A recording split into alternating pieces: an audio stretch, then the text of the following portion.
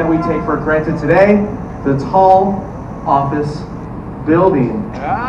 Just like McCormick's Grain Harvester, tall office buildings help us work better, faster, and smarter. My name is Super Dan, and I'll be your tour guide for our tour today. I have a Master's of Science in Real Estate from DePaul University's Business School. DePaul is a school a few blocks away here in downtown Chicago on our left-hand side. Chicago has long been known as the city that works, and today, for the next 75 minutes, we'll talk about the Chicago architects who followed McCormick's call to work for over the last 100 years. You might have seen this body of water here to our left-hand side. It'll take a moment or two for our Captain Nico to take us out of our dock. This body of water here to our left that the fireboat is using, that's the Chicago fireboat right there. That body of water is Ogden Slip, named after the man who developed it, William B. Ogden. When William B. Ogden came right down here to the Chicago lakefront in 1836, he wrote his brother-in-law and said, "You've been victim of the grossest folly." He thought his brother-in-law paid way too much for downtown Chicago. Ogden changed his tune about Chicago, became Chicago's first mayor 6 months later in 1837. Ogden was really good at hiring, hired a very tall attorney no one had ever heard of before, named Abraham Lincoln. Abraham Lincoln was the land use attorney for all this land here to our left-hand side. So the names William and Ogden and Lincoln, you'll see all over in Chicago. Lincoln never lived in Chicago, by the way. He did business here, but his wife, Mary Todd, did. Mary Todd moved to Chicago after living in Washington, D.C. during the Lincoln administration. Mary Todd survived the Great Chicago Fire with her last remaining son, Robert Todd. So the names Ogden and Lincoln you'll see everywhere in Chicago. You will also see the name DuSable. This is DuSable Park here to our right-hand side. This highway is John Baptiste Point DuSable Lakeshore Drive. See those masts in front of us? That's DuSable Harbor. John Baptiste Point DuSable was Chicago's first non-native permanent resident. DuSable was the French-speaking son of a French privateer and a self-freed Haitian woman. DuSable was born in modern-day Haiti, came up to Chicago prior to 1776, and settled down here in downtown Chicago sometime in the 1760s.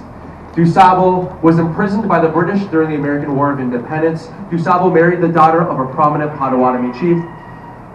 DuSable owned all this land here north of the river to our right, all 800 acres, but when his wife's tribe refused to make him chief of the Potawatomis, DuSable left Chicago in anger, selling all of his land, all of Chicago for not much money at all, and retired to Missouri in poverty.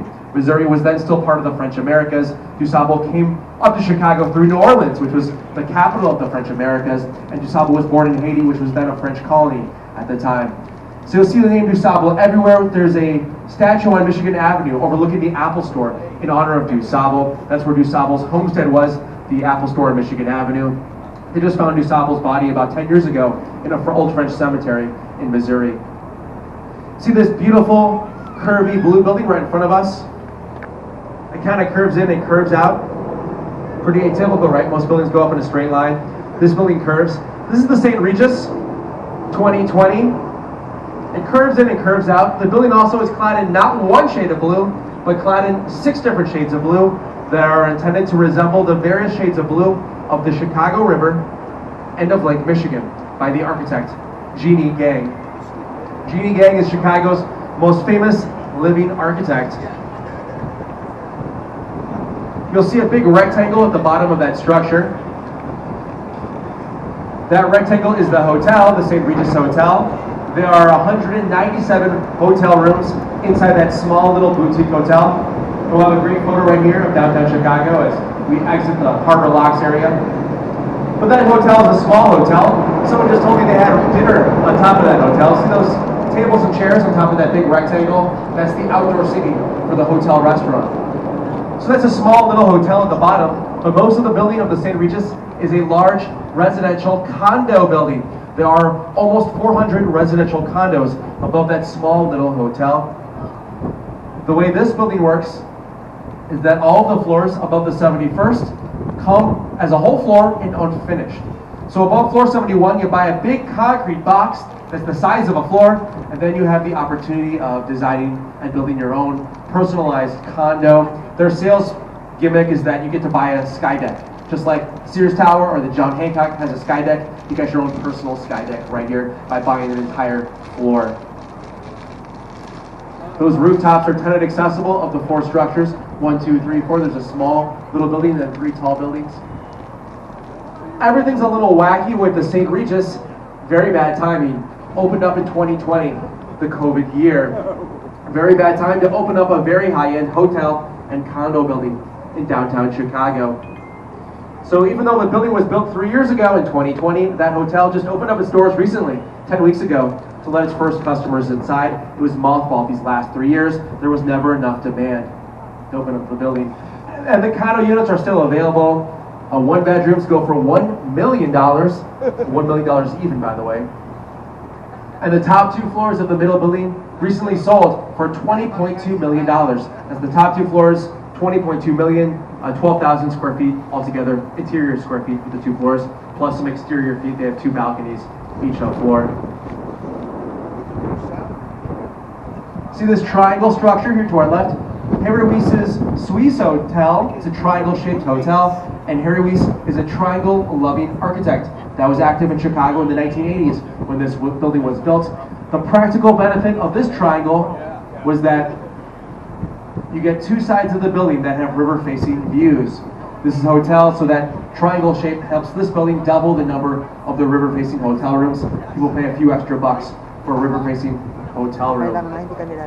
We'll see another triangle by Harry Weiss later on. Harry Weiss's River Cottages, also triangle-shaped. We won't see Harry Weiss's 3rd triangle here in Chicago. Harry Weiss's MCC, Metropolitan Correctional Center, a very architecturally significant federal prison that's also a triangle by Harry Weiss. I hear the rates are a lot higher over here at the Suisse Hotel than the MCC, but the services are very, very poor over there. So I would stay here if you can. You'll see a white building here on the left-hand side. A tall white building with vertical story lines. The Aon Center is what we'll see in a moment. That's the 4th of the 5 tallest structures in Chicago. The Aon Center was built in 1973 and was the tallest building in Chicago for 1 whole year until Sears Tower was built, and we'll see Sears Tower later on. It's formally named Willis these days. I usually go by Sears. Sears is on the list of open buildings today, so you actually can walk into Willis Tower free of charge. I'll double check where you can go. I don't know if you can go to the sky deck, but you can definitely go inside and access interior areas as part of the open house today. So we have a great photo right here of downtown Chicago. We're surrounded by new and old buildings. Trump International Hotel and Tower right in front of us. The Trump Building is the 2nd of the 5 tallest structures in Chicago. Each of the 5 tallest structures in Chicago are over 1,000 feet tall, just like this building right here. The Trump Building is an example of the most common style of architecture in Chicago today, called the style of contextualism. Contextualism is site-specific design, a design for a specific site with certain buildings nearby and with certain geography in mind, like this river. The Trump Building has 3 setbacks or patios. That highest setback, that highest silver bar, references the height of that black boxy building to the left. The lowest silver bar references the height of the creamy white building to the right. The silver bars are halfway in color between the creamy white of the right and the black of the boxy building to the left. The Trump Building only makes sense right there. It's an example of contextualism, site-specific design, the most common style of architecture in Chicago today. The Trump Building is a combined hotel and condo building completed in 2009. See that lowest setback, that lowest bar, that lowest silver bar? It has tables and chairs there as well. That's the outdoor seating of the hotel restaurant. And above that hotel is a condo building. Contextualism is not a new idea. Contextualism is the philosophy of Frank Lloyd Wright, one of Chicago's most famous architects. Frank Lloyd Wright built his most famous house called Falling Water over a waterfall. So the idea of building a building right onto a site that fits into the site nicely, that complements the landscape, goes back to the architectural philosophy of Frank Lloyd Wright from the 1910s and 20s. We'll go from the Trump Building from the 2000s right in front of us to the 1920s on the left-hand side. See that beautiful Italian-style temple to our top left, called the Tempietto. See those other Tempiettos to our far left? That big rotunda on the top, and then this white Gothic spire right in between. All 3 structures from the 1920s. Why are Chicago architects in the 1920s using elements of Italian or European design? Well, there was a World's Fair held in Chicago in 1893. That was a really big deal. All of the buildings built for the World's Fair of 1893 were built in this style, the European-driven style, what architects call the neoclassical style. The neoclassical style remains popular with office buildings from the year of the World's Fair, 1893, until this era right here, the middle 1920s. That building with a big dome on top is the Jewelers Building, built to be a high-tech office building for jewelers in the 1920s. For security reasons, it was the Jewelers Building after all. They built the building with an interior car elevator. Jewelers could drive into the building with their car, into the car elevator, take the car elevator up to their floor, and drive right out of the car elevator onto their office floor plates and park their vehicle. The car elevator functioned from 1926 until 1941. In the 40s, the cars got way too big to fit in the 1920s car elevator, and they had to demolish that car elevator at that time. Let's cross the river and talk about these twin corn cob towers here on the right-hand side. Marina City, 1968. When built in 68, there was nothing tall around here. These are the most photographed structures in Chicago, by the way, so feel free to take a photo. So in the 60s, to the right was low-rise industrial. To the left was mid-rise office. So these corncob towers floated over 1960s downtown Chicago. You had the best view from those circular balconies or the curvy rooftops in the whole city. In the 60s, the view's kind of lost now. The architect Bertrand Goldberg wanted people to be able to walk to their jobs across the river in the Loop, the central business district where the office buildings historically are here in Chicago. Because there was nothing but office space or industrial space in the 60s, Bertrand Goldberg built the first mixed-use building in U.S. history in 1968. The building has a marina at the base for recreation, restaurants above the marina, car parking above the restaurants, and above the cars are almost 1,000 residential condominiums. That big box to the back is a hotel. The House of Blues is also on the same campus. The House of Blues is a music venue. Let's cross the river and talk about this shiny building here to our left. Draw your eyes up to the top of that shiny building. You'll see a Greek temple shape on each side of the building. Left, right, and front. The building has a bottom, middle, and top, also called a base, shaft, and capital, which is part of that classic Greek temple design. The base of the building has some Greek temple elements. The lobby is Greek temple themed. There's a Greek orb inside that lobby. So this is a modern day office building from 1992, masquerading, dressed up as an ancient, surreal Greek temple. We'll talk about this style called postmodernism later on. The first skyscraper in the world was built in Chicago in 1885. All the early tall office buildings in Chicago look like this red brick building here on the right-hand side. Reed Burdock Building, 1914.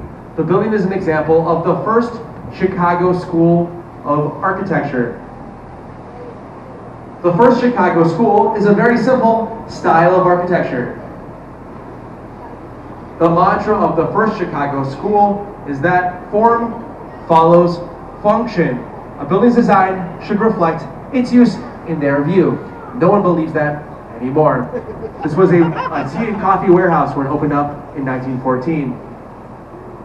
The clients of these architects were beating the architects up on price. They wanted to get the cost of construction down. The way they got the cost of construction down in the 1880s was to make the design very simple. And they just called that, ta-da, a style of the first Chicago school. I'll get the marathon right in front of us. Woo! Yeah.